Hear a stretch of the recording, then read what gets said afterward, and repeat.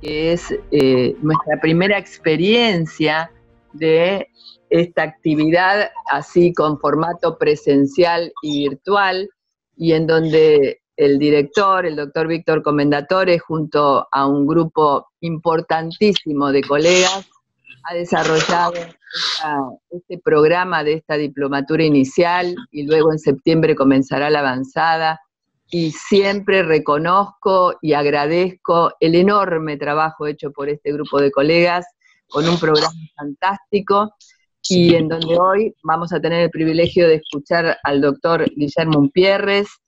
El doctor Umpierres es profesor de medicina en la Emory University School of Medicine, y es además director de la sección Diabetes y Endocrinología del Grady Health System, además de ser el autor de numerosísimas publicaciones y contar con una expertise enorme en todo lo que tiene que ver con diabetes, prediabetes, enfermedades metabólicas, y uno de los aspectos más relevantes es su afecto y su relación tan estrecha con la Sociedad Argentina de Diabetes. Así que le damos la más cordial bienvenida, agradezco a todos los colegas que como alumnos participan en esta actividad, y los que no somos alumnos también estamos encantados de escucharte, Guillermo, así que adelante y muchas gracias. Gracias, Graciela, Víctor y todos. Realmente es un honor el poder participar a las distancias en este curso de los diplomados de diabetes. Como veremos hoy, todos estamos al tanto de la epidemia de diabetes que existe, entonces tenemos que juntar nuestros esfuerzos para tratar de prevenir esta enfermedad. Y voy a comenzar aquí con el número de personas con diabetes. ¿Para qué estoy escuchando la clase? Te lo ruego. Parece que alguna persona que está oyendo... Estoy tratando de localizar quién es. Ya, perdóneme. Entonces, le ruego a todos los participantes que no tengan bloqueado el micrófono, que lo bloqueen. Aquí me muestra el número de personas de acuerdo a la última atlas de la Federación Internacional de Diabetes, que demuestra el número de personas que tiene diabetes ahora entre 20 y 80 años de edad en los últimos 20 años. Y el número se ha triplicado en el mundo entero. Y creo que la mayoría de ustedes ha visto esta diapositiva, pero yo creo que es sumamente importante el hecho de que en Sudamérica, me imagino en Argentina, el aumento es de 62% lo que se espera en los siguientes 20 años. Entonces, pero si tú ves a dónde está el mayor número de casos de diabetes, es los 5 países, 3 de ellos están en Asia, está China, India y Rusia, 1 está en los Estados Unidos y el 4º es Brasil. O sea, el Brasil queda justo al lado de ustedes, ¿no es verdad? Los argentinos. Entonces, el número de personas que tienen el riesgo de diabetes es sumamente importante, no solo en todas partes del mundo. Y la otra cosa es que durante el fin de semana fui al internet a buscar la prevalencia de diabetes de lo que es en Argentina. Y de acuerdo a una investigación de los factores de riesgos, la Argentina tiene un porcentaje de diabetes de 8.4 y va a aumentar a 9.6. Son 1 de cada 10 argentinos de todas las edades. Porque si ustedes cogen el número de argentinos que son mayores de 45 años de edad, la prevalencia de diabetes es mucho mayor. Entonces, el número ha aumentado notablemente. Esto es lo que dice las fuentes en Argentina, pero si tú vas al IDF de 2017, la prevalencia de diabetes es mucho menor. De acuerdo a lo que muestra aquí esta diapositiva, lo que dice la IDF es que solamente el 6.2%, o hay cerca de 1.757.000 personas con diabetes. Pero lo que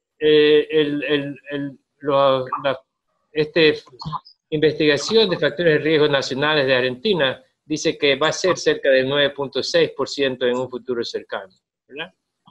Pero tal vez lo más importante es a dónde vamos, ¿no? ¿Verdad? Y si tú ves aquí, por ejemplo, en Asia, en China, en India, va a haber un 84% de aumento en los siguientes 20 años.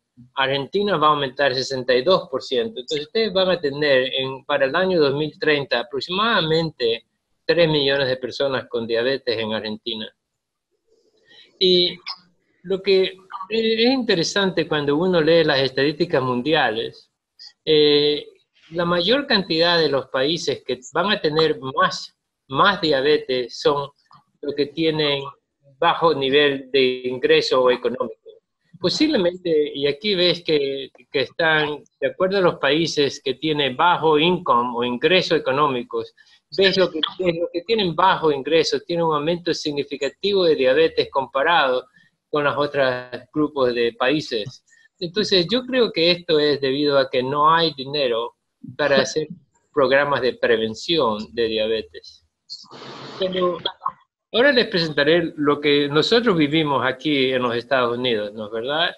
Y estos son los atlas de CDC, el Center for Disease Control, que lleva un mapeo del programa de diabetes en los últimos 30 años. Y acá tú ves a la mano izquierda de ustedes, es la prevalencia de diabetes que había en el año 1990, donde ves que hay muy pocos estados que tenía un riesgo de diabetes por arriba de un 8%. No había ni uno por arriba de 8%. Pero si tú ves en el año 2017, tú ves que hay muchos estados, especialmente en el sureste de los Estados Unidos, que están en este color rosado, que significa que la prevalencia de diabetes es entre un 12 y 19%. Esto es en adultos. Entonces, cuando tú ves la población de Estados Unidos, dice que es un 8%. Claro, esto es teniendo toda la población de los Estados Unidos. Pero si tú ves en personas mayores de 20 años de edad, que es esto de aquí, tú ves que hay muchos estados que tienen entre el 2 y el 16%. Yo vivo en el estado que se llama Georgia, y estamos dentro de lo que le llaman el cinturón de diabetes o el cinturón de hipertensión. Es lo mismo el cinturón de stroke, de accidentes cerebrovasculares. Son las tres cosas más grandes que tenemos como enfermedades no transmisibles en los Estados Unidos, en el sureste de los Estados Unidos, y es diabetes, hipertensión y stroke. Y tú ves que el porcentaje de personas en Georgia, adultos, es 11.7%. Pero más de 1 en 10 personas que tienen la enfermedad, mientras que el resto del país es 8.5%. Y por supuesto, esto es la razón, es el problema de obesidad, ¿no es verdad? Y aquí yo les pongo lo que el CDC dice, el porcentaje de obesidad para el año 1990. Cuando tú ves que todo el país era celeste, ¿no es verdad? Menos del 10 y hay muy pocos estados que tenían un 15% de obesidad. Actualmente, tú ves que en el año 2017 hay estados que más del 35%, más de 1 de cada 3 de las personas que viven, adultos, son obesos, declarando obesidad en este estudio con un índice de masa corporal mayor de 30. Y si tú ves a mujeres negras en los Estados Unidos, el 40% de ellas son obesas, lo que claro está hace que el riesgo de diabetes en estas personas sea sumamente alto. Pero esto es los Estados Unidos. ¿Qué acerca de Latinoamérica? ¿No? ¿Verdad? Y aquí tú ves los mapas publicados ya hace algunos años atrás, pero tú ves también que el nombre y con el mismo formato del colorido, tú ves que actualmente los colores se han hecho mucho más altos del porcentaje de personas que son obesidad y que tienen el riesgo de sobrepeso y diabetes, es casi del 50% en muchos países en Latinoamérica. Entonces, el riesgo de obesidad y diabetes está ahí para el mundo entero, y Estados Unidos y Latinoamérica. ¿Y por qué es esto importante? Porque, como sabemos, hay un término que está muy en boga actualmente que le llamamos diabesidad o diabesity, ¿no? ¿Verdad? Es la combinación de obesidad y riesgo de diabetes. Y tú ves que ha aumentado significativamente. Y la razón es, ¿por qué razón? Y una de las cosas importantes es, ¿por qué razón la obesidad produce diabetes? Indudablemente, sabemos que el riesgo de diabetes aumenta cuando el índice de masa corporal está por arriba de 25, especialmente cuando está por arriba de 30. Actualmente clasificamos la obesidad como un índice de masa corporal mayor de 30, como sobrepeso entre 25 y menos de 30, y el peso normal menor de 25. Por supuesto, esto es para la gente que vive en el occidente. Estos niveles son un poco menos para las personas de Asia, donde el índice de masa corporal de sobrepeso es de 23. Entonces, ¿por qué razón la obesidad produce diabetes? Y hay tres cosas importantes. La obesidad está asociada con resistencia a la insulina. La obesidad produce un proceso inflamatorio y de estrés oxidativo que daña las células betas del páncreas y produce resistencia a la insulina. Y hay cambios epigenéticos. Los genes no nos cambian, pero la expresión de los genes en diferentes tejidos cambia mientras aumentamos de peso. Entonces veamos en más detalles por qué la obesidad lleva a diabetes. Y no es solamente la obesidad general, pero es la obesidad abdominal, ¿no es verdad? Y hay muchísimos estudios, y aquí tú ves a la mano izquierda de ustedes, pues una barriga, un abdomen prominente, y un CT scan, una tomografía computada del abdomen de esta persona que está llena de grasa. La grasa abdominal atrae macrófagos, y los macrófagos dentro del abdomen producen una serie de lo que nosotros llamamos adipoquinas o adipocitoquinas. Y aquí hay muchísimas, y esto es solamente una lista abreviada. Y los más comunes que nosotros hablamos son de factor necrótico tumoral o TNF-alfa, ¿no es verdad? Interleuquinas, leptinas, adiponectinas. Y lo que sucede es que estos macrófagos, cuando llegan a las células grasas del abdomen, producen estas adipocitoquinas. Y estas adipocitoquinas producidas por la grasa abdominal es la que interviene en la resistencia a la insulina, es la que aumenta la producción hepática de glucosa en una forma continua. Y también aumenta, cuando hay un proceso inflamatorio, disminuye la secreción de insulina. Y muy probablemente esto sea la razón, por ejemplo, por qué razón las personas gordas, obesidad, tienen mayor problemas de baja de testosterona. Sencillamente, esas grasas abdominales producen una disminución de la secreción hipotalámica de LH, FSH, reduciendo los niveles de testosterona. También esto explica estas adipocitoquinas, por qué razón, por ejemplo, las personas obesas tienen mayor problema de asma. Y es sencillamente porque estos procesos inflamatorios producidos en la grasa abdominal producen una reactividad excesiva de las vías aéreas del pulmón. Entonces, muchos de los problemas asociados con la obesidad se debe a este número de adipocitoquinas que actúan a diferentes niveles. En las personas obesas en relación a diabetes, las adipocitoquinas producen resistencia a la insulina y un aumento de la producción hepática de glucosa. Y notablemente también tenemos el hígado graso, ¿no es verdad? Espero yo que este es uno de los temas que más se trate, porque sabemos ahora que la cantidad de grasa en el hígado correlaciona directamente con la resistencia a la insulina, y el riesgo de desarrollar diabetes es mucho más alto en una persona que tiene NASH o ácido graso en el hígado comparados con los que no tienen. Entonces, tenemos solamente 45 o 50 minutos para hablar qué podemos hacer, ¿no es verdad? Entonces, hasta aquí podríamos resumir lo que he dicho, es que indudablemente el riesgo de diabetes continúa excesivamente, que el riesgo de diabetes en Argentina no está bien claro si el porcentaje de personas son entre 6, 7, o 8 o 9%, pero es esperado que ustedes en Argentina vean en los siguientes 15 a 20 años un aumento de un 64% en el riesgo de diabetes. igual que en los Estados Unidos. Y en el mundo entero, el riesgo de diabetes correlaciona con la pobreza y la falta de programas de prevención.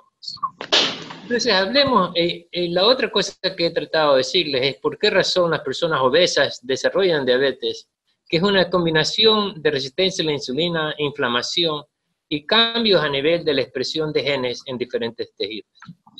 Entonces, veamos acerca de prevención de diabetes, ¿no verdad? Y hay tres cosas grandes que podemos hacer. Primero, es los estudios de intervención de vida relacionados con dieta y ejercicio.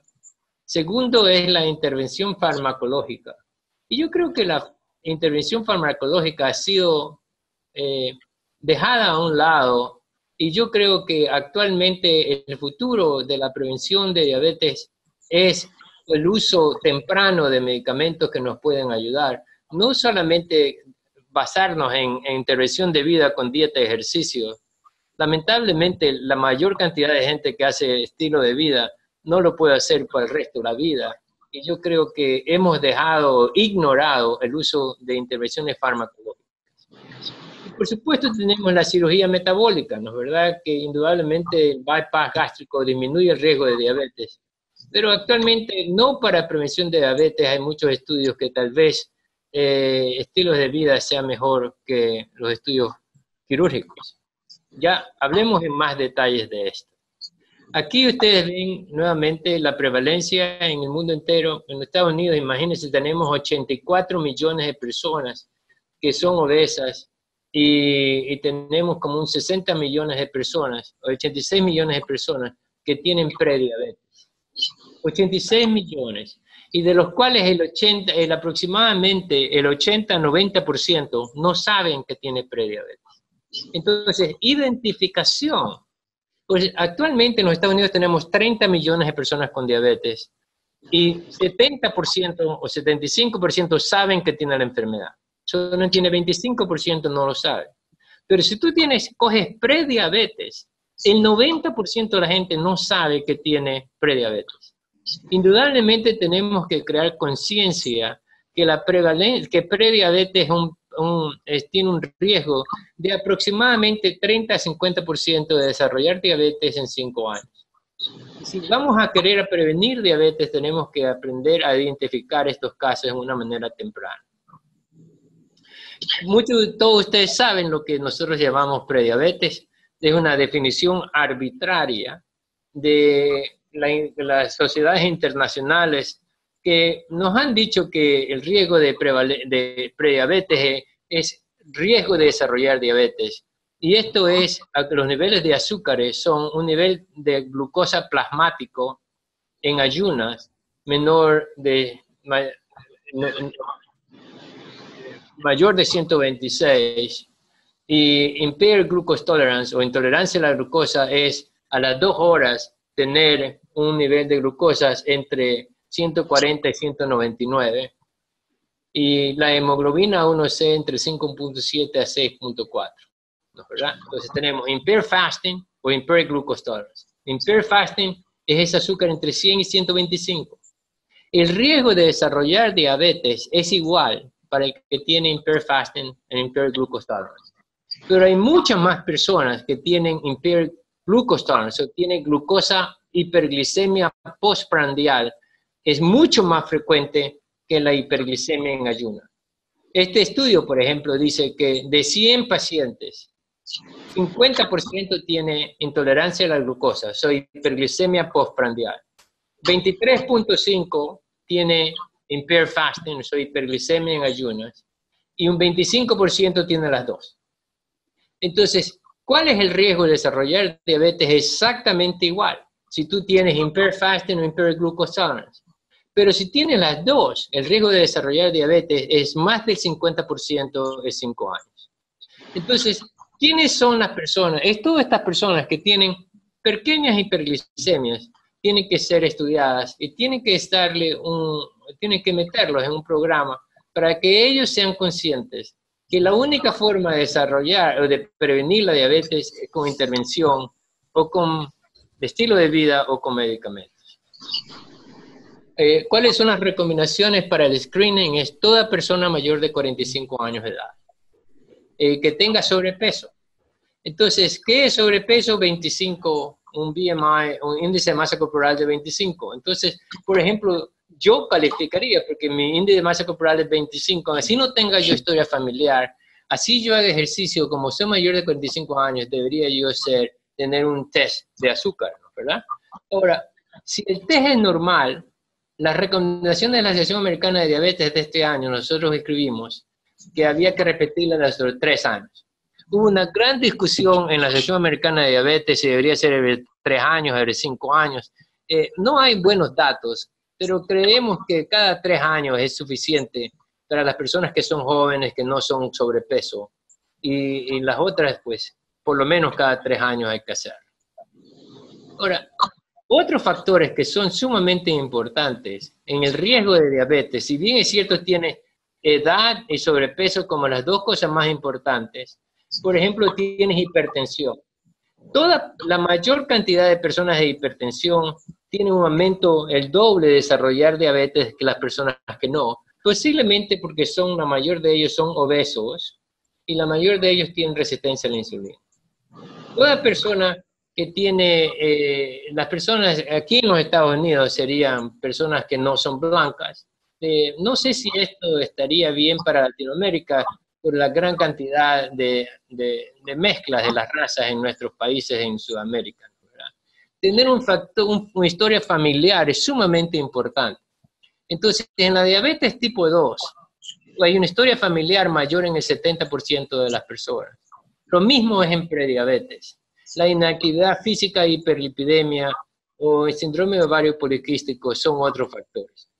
Pero el mensaje de tener en la casa es que toda persona mayor de 45 años de edad que tenga sobrepeso debe de ser, que la gran mayoría de personas tiene que ser testeada o screen para ver si tienen prediabetes o no. ¿Cuáles son los programas de intervenciones de vida que tenemos? Son muchísimos. Los 3 más altamente reconocidos son el Diabetes Prevention Program de los Estados Unidos, el Diabetes Prevention Program de Finlandia y el de China. Y ustedes ven aquí el número va entre 500 y 3.000. Y el riesgo de desarrollar diabetes con dieta y ejercicio fue significativamente disminuido entre 40 y 60% en estos estudios. Veamos un poquito acerca de cada uno de estos estudios para que tengamos una mejor idea de cómo estos estudios fueron hechos. El Diabetes Prevention Program, que yo era un investigador 3 años cuando yo estuve en Tennessee, cogieron 3.200 pacientes, y los cuales estos pacientes tenían una hiperglicemia en ayunas entre 95 y 125, o tenían una impaired glucose tolerance, una intolerancia a la glucosa. A todo lo hicimos las 2 horas, curva de tolerancia a la glucosa entre 140 y 199. Y la intervención fue hecha para tratar de tener una disminución de peso corporal de 7%. Y hacer ejercicios aproximadamente 3 horas por semana. Un grupo recibió solamente intervención de vida, el otro grupo recibió intervención de vida más metformina, y el otro grupo recibió placebo como un estudio control. Hemos visto en los últimos 20 años, este es uno de los estudios más citados en el mundo entero, el cual demostró que el grupo de intervención de vida aquí disminuyó significativamente el riesgo de desarrollar diabetes en la línea verde, comparados con metformina rojo y placebo en azul. La metformina disminuyó el riesgo de diabetes para 30%, dieta y ejercicio 58% comparados con placebo. Entonces, perder de peso, si ellos querían 7%, la mayor cantidad de personas perdió entre el 5 y el 10%, y hizo aproximadamente 30 minutos de ejercicio por día. Nuevamente aquí ves en barras la misma información, y solamente para recordarles la dosis de la metformina en este estudio fue 850 miligramos 2 veces al día. Todos comenzaron con 500 miligramos, la dosis fue aumentada y la dosis total o general fue 850 2 veces al día. Y ves que la metformina sí actuó en 30%, pero indudablemente la dieta y el ejercicio fue mucho mejor. Ahora, ¿quiénes mejoraron con dieta y ejercicio? Todos.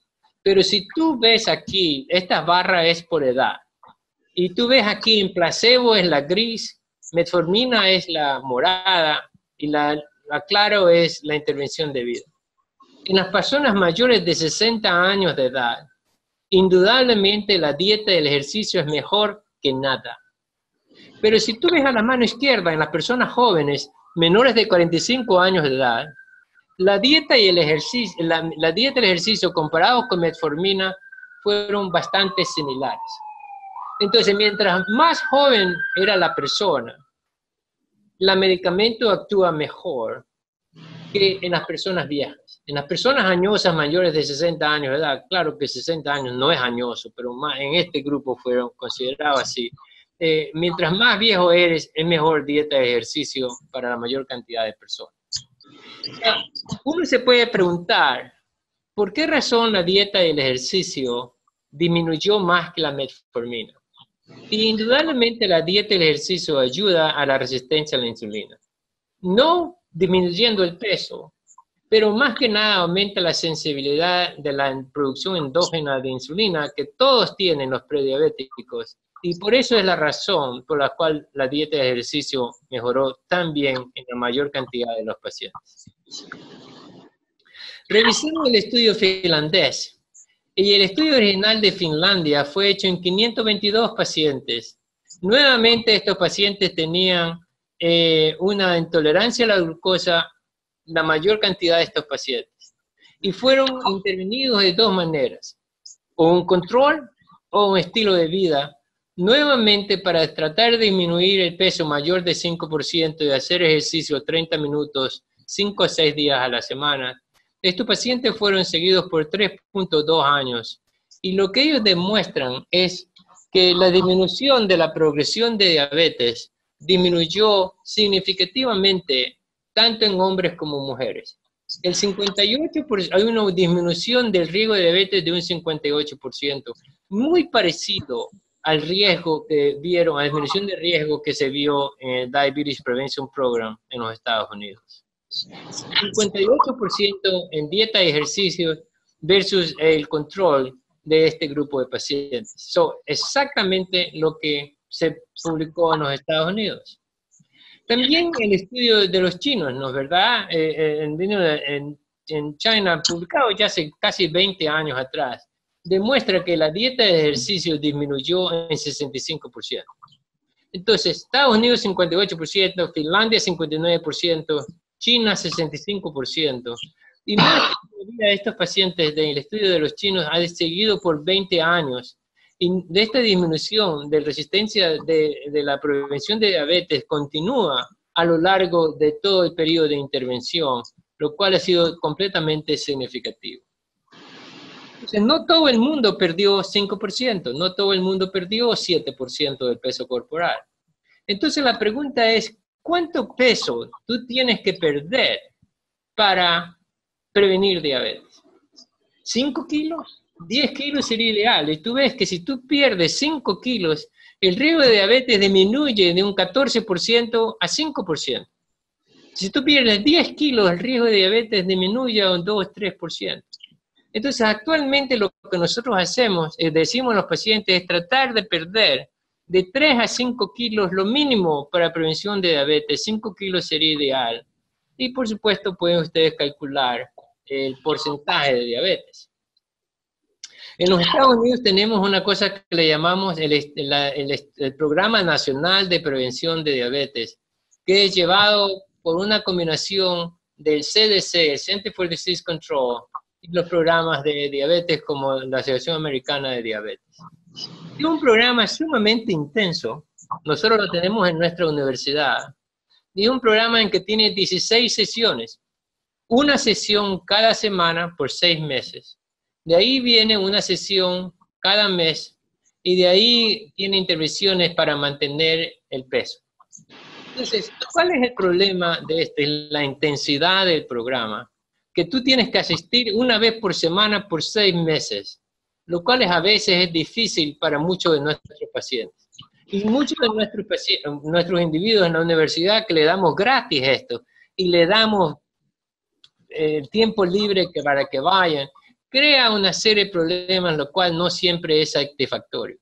El problema que nosotros vemos es que debido a esta gran intensidad del programa de diabetes, cada semana y después cada mes, produce una pérdida de peso de solamente 3 a 5% del peso corporal. Solamente 1 de 3 pacientes llega a tener la pérdida de peso y la intensidad del ejercicio que deberían hacer. ¿Por qué razón? Porque es difícil llevar dieta y ejercicios. Y aproximadamente el 50% de la gente no termina el programa. Entonces tenemos que buscar formas más fáciles de llegar. Nosotros lo hacemos en nuestra universidad. Y tuvimos ahora, el año pasado, los primeros 100 graduados. Y aproximadamente 35% completó el estudio con éxito.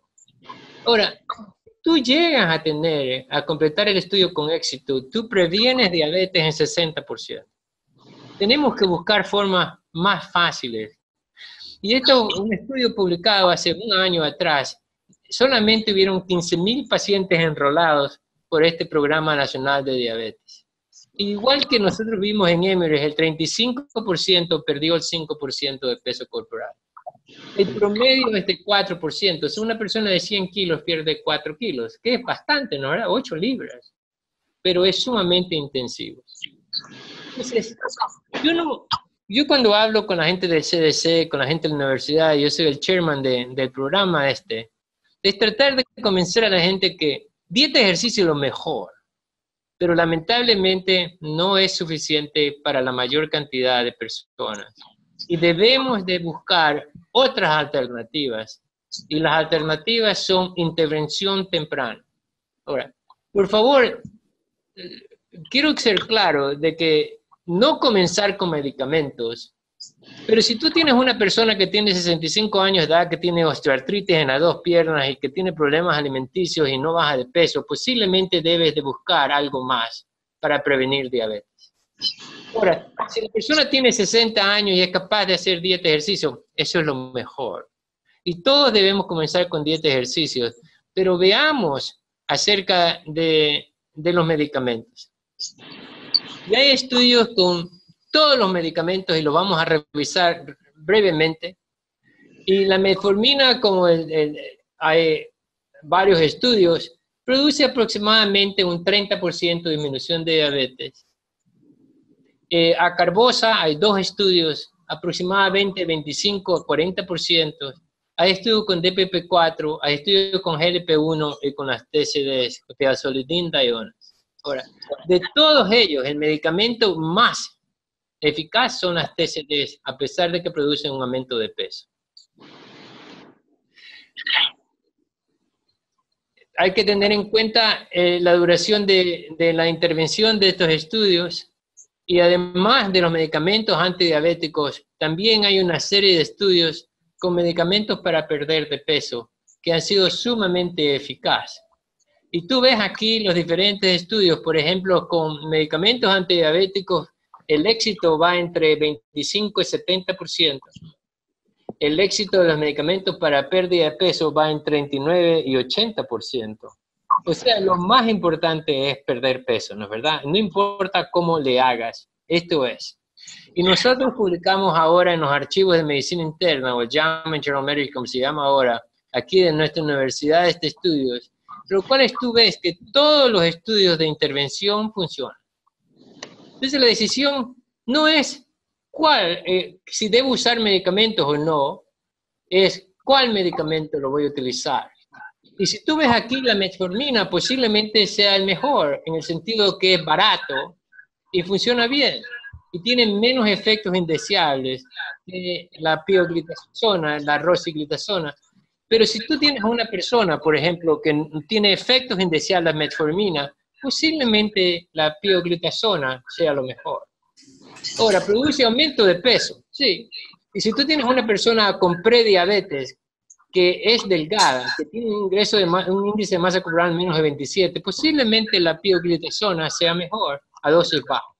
Veamos una diapositiva de cada uno de estos estudios medicamentos.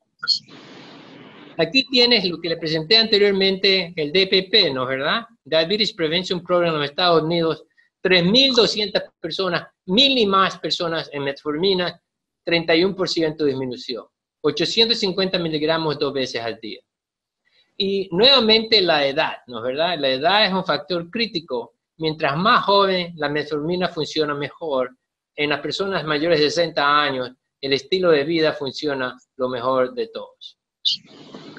En India publican un estudio no tan grande, pero se llama el Estudio de Prevención de Diabetes de la India, y ellos tenían 4 grupos. Un grupo le dieron metformina solo, un grupo le dieron dieta de ejercicio, lifestyle intervention, y el otro metformina con lifestyle intervention y el otro control. Y lo que tú ves aquí es algo interesante, que darle metformina solo fue igual de éxito comparados con la dieta del ejercicio. Y la dieta de ejercicio y metformina no fue tan significativa. Entonces, en personas como la India, en la cual el grupo de personas no era tan añoso como el de los Estados Unidos, la intervención de metformina temprana aparentemente es bastante apetecible, ¿verdad? También hay estudios con acarbosa. Yo sé que aquí en América no usamos mucho acarbosa debido a los efectos indeseables, pero en países, por ejemplo, como la India, en países como China, Japón, que tienen un alto contenido de carbohidratos, posiblemente la acarbosa, como disminuye la absorción de glucosa después de comer, es efectiva en la disminución de diabetes, tanto en este estudio como la metformina. Y en otro estudio más reciente, publicado hace unos 5 o 10 años atrás, 2011, nuevamente otro estudio en Beijing, que demuestra que la carbosa, 50 miligramos 3 veces al día, fue bastante eficaz en la prevención de diabetes. Hay ciertos estudios que la prevención de diabetes en China fue asociada con disminución de enfermedad cardiovascular, aunque el año pasado publica que la carbosa no disminuye el riesgo cardiovascular en los pacientes que toman acarbosa. Entonces, acarbosa es una muy buena opción para los que no pueden tomar metformina. ¿Qué acerca de las TCD, no es verdad? La rosiglitazona, que actualmente todavía la venden en algunos países, pero no mucho en los Estados Unidos, en lo que les llaman el estudio DREAM, disminuyó el riesgo de diabetes en un 60%, un estudio de 4 años de evolución. Y el estudio de Ralph DeFronzo, que se llama Act Now, con pioglitazona, tú ves que la dosis de 30 miligramos disminuyó el riesgo de diabetes en un 79%. Yo creo que la pioglitazona debe de ser considerada alto para las personas que no pueden tomar metformina, porque es sumamente eficaz en prevención de diabetes. Ahora, no utilizar dosis de 30 y 45 miligramos. Posiblemente dosis de 15 miligramos sea suficiente para la prevención de diabetes. Aunque los estudios demuestran 30. Yo comenzaría, si voy a utilizar pioglitazona, 15 miligramos, y podría aumentar a 30 miligramos, nunca utilizar 45 miligramos. Recuerda que en los pacientes que tuvieron prediabetes con stroke, con accidente cerebrovascular, la pioglitazona previene el riesgo de enfermedad cardiovascular en las personas. Entonces, algo interesante en este grupo de personas. ¿Qué acerca de liraglutide? Liraglutide es sumamente caro, ¿no es verdad? Muy caro, pero en el estudio que se llama SCALE, donde utilizaron dosis de 3 miligramos de liraglutide, produjo una pérdida de peso de 8 a 10%, y la prevención de diabetes fue aproximadamente 50%. Entonces, si tienes tú y puedes utilizar liraglutide a dosis altas por obesidad, o si quieres puedes tratar a una persona obesa con liraglutide 3 miligramos, vas a tener buenos efectos en relación a pérdida de peso y una disminución de la prevención de diabetes en este grupo de personas. También vemos, y como decíamos anteriormente, el riesgo, la disminución de riesgo con el uso de medicamentos para bajar de peso. Y hay varios estudios, y todos los estudios que han hecho subanálisis, o sea, lamentablemente, esto fue hecho por Tim Garvey, el primary outcome fue pérdida de peso, pero ellos hicieron subanálisis de estos que las personas que tenían prediabetes con una disminución de peso de un 6 a 8%, el riesgo de desarrollar diabetes disminuye notablemente en un 50 a 70% de los pacientes. Entonces, cualquier cosa que disminuya el peso, ustedes lo van a hacer. O cirugía bariátrica, ¿no es verdad? No hay nada más eficaz en una cirugía bariátrica, 70 a 80% de disminución de riesgo. Pero creo que el riesgo de la cirugía y las complicaciones no creo que justifica una cirugía bariátrica. Pero si tú tienes un paciente que quiere hacer cirugía bariátrica porque tiene un índice de masa corporal mayor de 35 o 40 y tiene prediabetes, una de las cosas que nosotros le decimos a los pacientes es que además de perder peso, ellos van a tener una disminución del riesgo de desarrollar diabetes. Cualquier cosa hay que hacer en este mundo, pero cada 21 segundos alguien en este mundo desarrolla diabetes. El problema que yo lo veo es dieta y ejercicio es lo mejor. La dieta es fantástica, pero el problema es cómo mantenemos el programa de dieta, ¿no verdad? Toda persona que tiene sobrepeso sabe que tiene que dejar de comer, pero el cuerpo no te permite perder de peso a largo tiempo.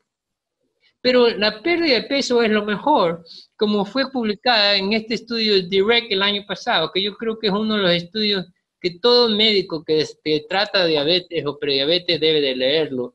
Fue publicado en Lancet.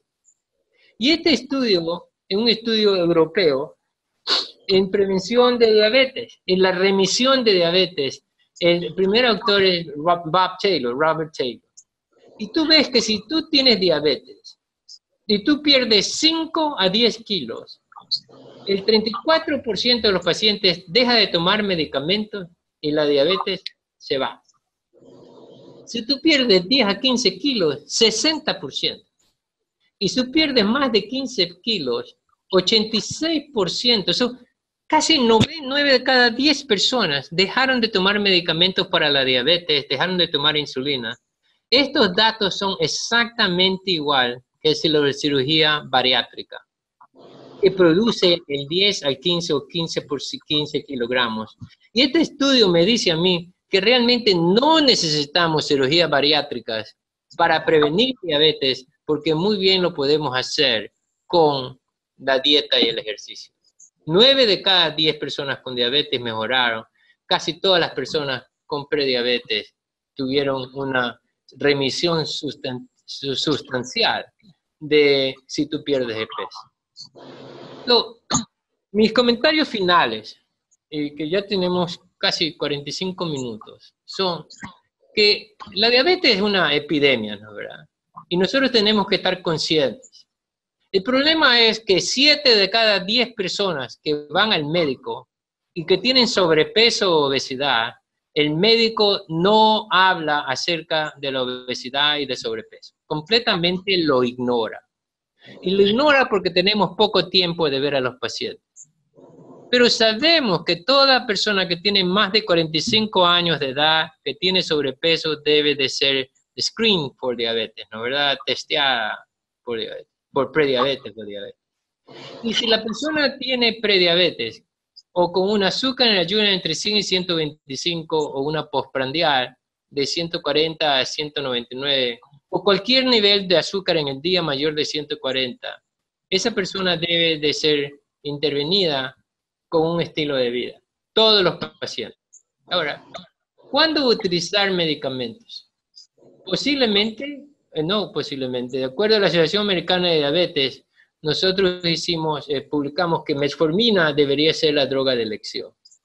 Y debe de ser utilizada en las personas con prediabetes, que tengan sobrepeso, que sean jóvenes que estén en historia de diabetes gestacional, después de la diabetes gestacional, o si tú ves que los niveles de glucosa suben subiendo, los niveles de hemoglobina 1C continúan, de 5,7, 5,8, 5,9, no esperar desarrollar diabetes, porque posiblemente la intervención temprana con dieta, ejercicio, metformina, previene la destrucción de las células betas del páncreas. Y sabemos que cuando tú desarrollas diabetes ya has perdido 50% de tu páncreas de la secreción de insulina. Entonces la intervención temprana debe de ser. Y yo creo que el CDC y los programas nacionales de intervención de los Estados Unidos, que solamente justifican el estilo de vida, es un error. Creo que la intervención temprana de medicamentos posiblemente sea bueno. Todos los medicamentos ayudan, a excepción de las sulfonilureas. Y la cuestión es cuál de ellos tú lo puedes utilizar. Yo agradezco a Graciela, a Víctor, por la oportunidad de conversar con ustedes. Creo que tenemos unos minutos para preguntas y respuestas, o los comentarios de Víctor, de Graciela, de Patricia, que la veo ahí, estarían bienvenidos. Muchísimas gracias. Bueno, muchísimas gracias, Guillermo, por esta excelente presentación. Es verdad, tenemos unos cuantos minutitos para poder seguir interactuando contigo. Le vamos a pedir a todos los que quieran hacer su pregunta o aporte que sea conciso y que lo puedan escribir a través del chat, que así va a ser de una manera más organizada.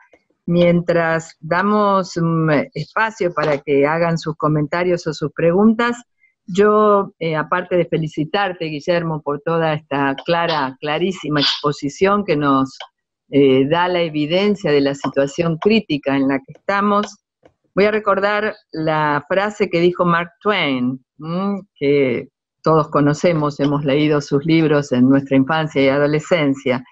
Él decía que la voluntad para hacer dieta dura una semana y se diluye en un vaso de alcohol. Y esto, la verdad, que más allá del carácter simpático que va a tener, es parte de la realidad. Es tan difícil mantener, porque uno inicia la dieta, le da el consejo al paciente, la cuestión es cómo se mantiene a lo largo del tiempo. Y el otro punto que me parece absolutamente relevante y que estuviste comentando es que la oportunidad debe ser precoz, la indicación, la intervención, y aquí la educación es el pilar fundamental. Y si no trabajamos de manera intercomunicada y de forma aunada, no vamos a conseguir resultados que tengan un impacto epidemiológico. Y lo has dicho perfectamente, estamos frente a una epidemia, entonces tenemos que intervenir lo más precozmente que podamos. Y es ahí donde deben estar presentes los profesionales del equipo de salud, las instituciones que hacen a la sociedad y la voluntad política. Si no contamos con la unión de todos los componentes, es poco probable que tengamos un éxito sustancial. Esto no quita que individualmente no debamos hacer cada uno de nosotros lo que corresponde. Bueno, miremos si hay preguntas. Un comentario acerca de lo que acabo de decir. ¿Por qué razón no perdemos peso, no es verdad? Indudablemente es muy difícil en este mundo que vivimos, social, donde las invitaciones sociales son llenas de comidas altas en calorías, o en el consumo de licor tiene muchísimas calorías, ¿no es verdad? Pero la otra cosa es que el cuerpo se protege a perder peso. Exacto. Y la única manera de prevención del tratamiento de obesidad, lo único que funciona es la prevención de la obesidad, ¿verdad? Porque cuando tú pierdes peso, tu cuerpo responde inmediatamente después de una semana o 2 semanas a producir hormonas que van a disminuir el riesgo van a disminuir el metabolismo calórico y el gasto, el basal metabolic rate, ¿no es verdad? El basal metabolic rate. Y va a aumentar el apetito. Entonces, nosotros los programas de intervención, por ejemplo, actualmente yo trabajé con el gobierno y la señora Obama hace unos años atrás, Y hemos implementado que en los colegios ahora ya no se venden las Coca-Colas con azúcares. Solamente hay agua y niveles de bebidas sin azúcares. Y como el 60-70% de los niños en los colegios públicos les dan la comida en el colegio. Y actualmente cambiamos la dieta en los colegios privados. Y esto es el resultado que en las escuelas primarias el riesgo el porcentaje de obesidad en los niños escolares ha disminuido. La otra cosa que hemos hecho con el gobierno es tratar de educar a los profesores, porque el niño pasa más tiempo con los profesores que con los papás durante el día. Y hemos tratado de establecer programas con los profesores para que ellos hagan conciencia a los niños el comer bien. No les decimos que deben de perder peso, el profesor no está obligado a hacer programas de pérdida de peso, pero el comer bien y la importancia de hacer ejercicio. Yo creo que ese tipo de programas son las que deberíamos implementarlos en todos los países, ¿no verdad? A nivel de la escuela. Cuando ya eres gordo a los 45 años, es muy difícil regresar para atrás. Un comentario. Yo me permití desbloquear el micrófono de Gustavo Fredkel, que tenemos el gusto de que nos esté acompañando, de Silvia Lapertosa. Gustavo acaba de hacer una pregunta, si la quieres hacer en voz alta, Gustavo, sería muy bueno. Hola, buen día, Guillermo. Hola. ¿Cómo estás tanto tiempo? Te quería preguntar, en nuestro país hay médicos que están proponiendo a sus pacientes enviar sangre para diagnóstico de riesgo de diabetes, a realizar polimorfismos genéticos, fundamentalmente en laboratorios de Estados Unidos. Esto es un alto costo que el paciente se ve muchas veces deseoso de hacerlo porque es de alguna manera vendido como una situación de favorecer justamente la prevención en la enfermedad, para tener un riesgo establecido. Así que me gustaría tu opinión porque sería importante para terminar con esta situación que me parece, no sé si terminar, pero por lo menos es una opinión muy autorizada la tuya para ayudarnos a desbloquear este drenaje de dinero en los pacientes que no tiene ningún sentido. El problema de la diabetes es que es múltiples genes, indudablemente han sido identificados una gran variedad, una gran cantidad de genes en diferentes poblaciones del mundo que aumenta el riesgo, asociados con aumento del riesgo de diabetes. El problema es que los genes no te dan diabetes, los genes tienen un aumento de susceptibilidad a la diabetes. Y es los cambios epigenéticos, la expresión de estos genes, que haces cuando sube de peso, no haces ejercicio, te vuelves viejo, que desarrollas la enfermedad. Actualmente no hay razón, a no ser que sea por programas de investigación, de hacer cualquier tipo de marcadores genéticos para establecer el riesgo de diabetes. Porque no son protectores y solamente te brindan una asociación, no te provienen una causa, ¿no? ¿Verdad? No hay una causa-efecto. Entonces, a no ser que nosotros estamos haciendo ahorita expresión de genes en las personas que presentan con diabetes, con hiperglicemia severa en el hospital, y pedimos estos estudios, como tú dices, son bastante caros, pero solamente por investigación. Yo no creo que haya ninguna razón de utilizarlos en la práctica clínica de día a día. No sé si estás de acuerdo. Sí, totalmente de acuerdo, pero bueno, quería tu opinión porque, bueno, tiene mucho peso entre nosotros y siempre es una opinión muy bienvenida, respetada y aceptada por todas. Así que gracias por tu comentario, Guillermo. Guillermo, acá tengo dos preguntas que voy a leer, son del chat. En la primera, Luis Viliato pregunta, ¿qué determinación toman los entes reguladores de la administración de fármacos en Estados Unidos con respecto al uso de medicación en prediabetes, desde lo jurídico?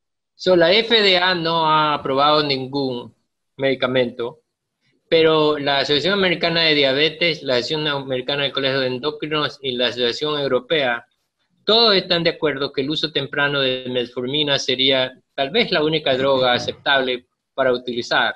Ahora, aproximadamente 10% de los pacientes, y posiblemente un poquito más de 10% en las personas de raza negra, no toleran la metformina. Y en esos pacientes, los trabajos con tiazolidinedionas me parecen a mí sumamente buenos. Yo acabo de estar en India la semana pasada, donde el 30% de las personas en la India son delgados, tienen un índice de masa corporal menor de 25 años. En esos pacientes el uso de bajas dosis de pioglitazona, yo creo que estaría bastante indicado como prevención de diabetes. Acarbosa en este país es caro y produce muchos efectos indeseables. El DPP-4 puede ayudar, pero es muy caro. GLP-1 es carísimo, no lo utilizaría. Entonces, la decisión que yo... y las sulfonilureas. Las sulfonilureas no previenen diabetes. Y hay por lo menos 6 a 8 estudios con sulfonilureas que en prediabetes produce hipoglicemia y no hay prevención de diabetes. Y también hay ese estudio con la nataglinide, ¿no es verdad?, publicado en New England.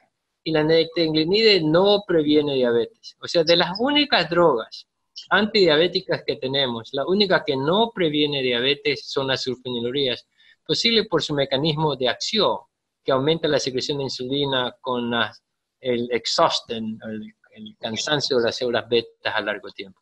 Pero cualquiera de las otras drogas son eficaces. Entonces, aquí en este país tenemos 3 drogas que son genéricas, a costos muy bajos. Metformina, sulfonilureas y TZDs.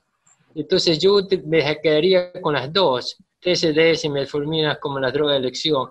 Y si usas TZDs por el riesgo de osteopenia, fracturas, aumento del peso, obesidad, dosis bajas, 15 miligramos. En India tienen 7.5 miligramos. Entonces, posiblemente 7.5 a 15 miligramos sea más que suficiente para prevención de diabetes. 79% de prevención cuando usas 30 a 45 miligramos. Perfecto. Tenemos una pregunta de una pediatra, la doctora Mabel Ferraro, una queridísima colega. Ella hace esta pregunta. Indicación de medicación en adolescentes obesos antes de los 18 años de edad. ¿Podemos utilizar las mismas drogas aprobadas para diabetes 2 en pediatría? La decisión es sí. Ahora, solamente utilizaría metformina, ¿no es verdad? En el sentido de que muchas de estas personas, el riesgo es el embarazo, y por eso es que siempre los pediatras están como 5 años más atrás. Pero yo creo que indudablemente la respuesta es sí, y los estudios de prevención de diabetes en niños han demostrado la eficacia de electricidad. El problema es la adherencia a la intervención, ¿no es verdad? Yo no veo niños, pero la literatura sugeriría que sí, yo creo que la intervención temprana es lo mejor. Perfecto. Hay un comentario del doctor Alejandro Daín que es el siguiente. El aporte de las dietas en bajo contenido de carbohidratos tiene muy buenos resultados en remisión de prediabetes a diabetes. Si bien faltan estudios a largo plazo, los datos son prometedores, conjuntamente a los fármacos, que también estoy de acuerdo deben ser agregados temprano. ¿Estás de acuerdo, Guillermo, con este concepto que vierte Alejandro? Seguro, yo creo creo que todas las dietas son buenas, ¿no es verdad? Aquí nosotros ahora tenemos una gran cantidad de personas con diabetes, con prediabetes, que quieren hacer esta dieta cetónica, la keto diet, ¿no es verdad? Están, pero todo el mundo. Y son tan eficaces a corto tiempo como las dietas bajas en carbohidratos. Todas las dietas son buenas si es que la gente las sigue y pierde peso. Y creo que el cambiar las dietas puede ser interesante. Nosotros utilizamos dietas bajas en carbohidratos para la mayor cantidad de los pacientes. También utilizamos dietas más estrictas, especialmente para los que tienen mucha resistencia a la insulina. Si tú tienes una paciente que tiene resistencia a la insulina y lo pones en una dieta con menos de 20 a 30 gramos de carbohidratos al día, que es sumamente difícil de hacer, el 50% está sin insulina en 2 semanas. El 50%. Tú pones a una persona en una dieta ketogénica estricta y tú le disminuyes la insulina a ese paciente por la mitad, el mismo día. Y tú ves que los niveles de azúcares se controlan increíblemente después de 3 a 5 días. Las dietas bajas en carbohidratos son efectivas, pero creo que todas las dietas son buenas si es que las podemos seguir, ¿no? Estamos de acuerdo con esto. El doctor Cristian Leiva comenta que hay muchos pacientes jóvenes con obesidad y prediabetes que por problemas articulares y de dolor no pueden hacer ejercicios y les cuesta adherirse a dietas por largo tiempo, así que usamos la metformina. La pregunta de la recomendación de algo más creo que estuvo respondida con el aporte de la pioglitazona. Así que esto, salvo que quieras hacer algún otro comentario, metformina, pioglitazona, ¿alguna otra posibilidad? Si no tomamos en cuenta el tema de los costos, por ejemplo, con los agonistas del receptor de GLP-1. Yo estoy de acuerdo que si no puedes hacer dieta, yo creo que el uso temprano de medicamentos en personas que tú ves que los niveles de azúcares van subiendo y que el riesgo de hiperglicemia está ahí, que continúa, posiblemente no lo pongo en medicamento la primera vez, pero si continúa con un prediabetes en el segundo examen de laboratorio hecho unos meses después, la intervención temprana, no sé cuándo hay que hacerlo, pero tratar de prevenir la enfermedad. Cuando desarrollas diabetes franca, los niveles de insulina que el cuerpo produce son mucho menor. Entonces, no está claro cuándo lo debes de comenzar, pero sí creo yo que debe ser antes del desarrollo de la diabetes. Perfecto. Y vamos a hacer una última pregunta en virtud del tiempo. Acá la cuestión que se plantea es, doctor, ¿qué opina del ayuno prolongado? Me imagino que la pregunta es acerca de estos estudios recientes acerca de ayunos en el día, tener más de 12 horas de ayunas por el día. Y hay varios estudios y muchos estudios de investigación actualmente que se están haciendo. Han demostrado que si tú tienes 12 horas de ayunos por día o 16 horas de ayunos por día en todos los días o en días alternos, mejora el control metabólico de los pacientes. No he visto con prevención de diabetes, pero me imagino lo va a hacer eficaz. Ahora, también hay estudios que mientras más tarde tú comes, aumenta el riesgo de diabetes. Yo tengo ciertas dudas, por ejemplo, sé que en España se come muy tarde, y tú ves el riesgo de diabetes de España no es mayor que el riesgo de diabetes en Francia. Pero indudablemente la hora de la comida es mucho más alta. Pero hay estudios y han relacionado, cuando tú comes aumentan los niveles de melatonina, y esto posiblemente tenga que ver con la resistencia a la insulina. Indudablemente, si tú tienes un ayuno prolongado y dejas de comer una vez o por lo menos no comes durante la noche, yo creo que vas a mejorar el control metabólico. Pero hay muchos estudios acerca de esto, estoy de acuerdo. Yo creo que, Ina, nosotros tenemos una forma, un website, donde tenemos una serie de conferencias y esta va a ser puesta ahí. Es porque está grabada y si Ina les va a dar a ustedes la información. No sé si el curso de ustedes tiene grabación para que los que no pudieron verlas la puedan nosotros ver. Estamos grabando esto y esto va a ir al aula. De todos modos, si hubiera conferencias que ustedes dispongan, eventualmente podríamos subirlas también, sería una plusvalía viniendo de quien viene. Sí, seguramente las vamos a subir al aula, Guillermo. Muchísimas gracias y muchas gracias, Ina, también. ¿Cómo está, doctor? Nosotros en nuestra página web, que le voy a enviar el link, actualmente hay 5 presentaciones, hay una que la están editando, que fue la última, creo que hay una en español, las demás son en inglés, que ustedes pueden accesar ahí completamente gratis, solamente les envío el link y ustedes lo pueden abrir y está en YouTube.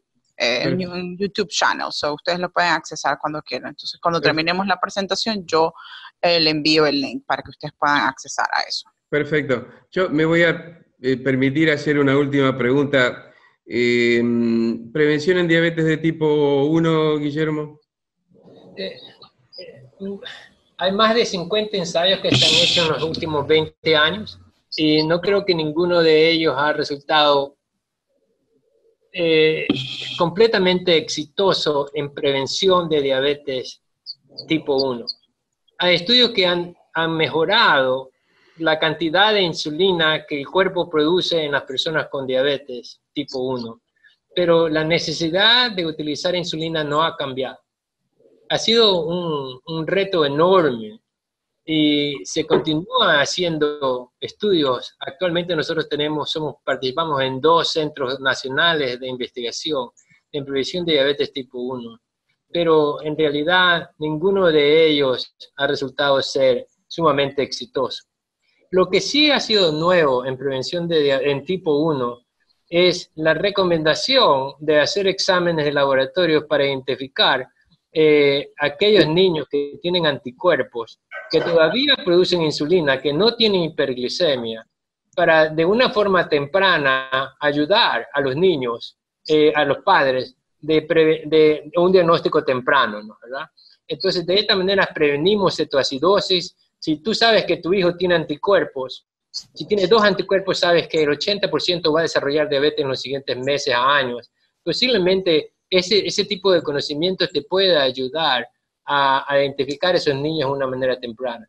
Pero la intervención con medicamentos e insulina oral, una serie de ensayos que se han hecho, no han sido tan satisfactorios desde mi punto de vista como prevención absoluta de la diabetes tipo 1.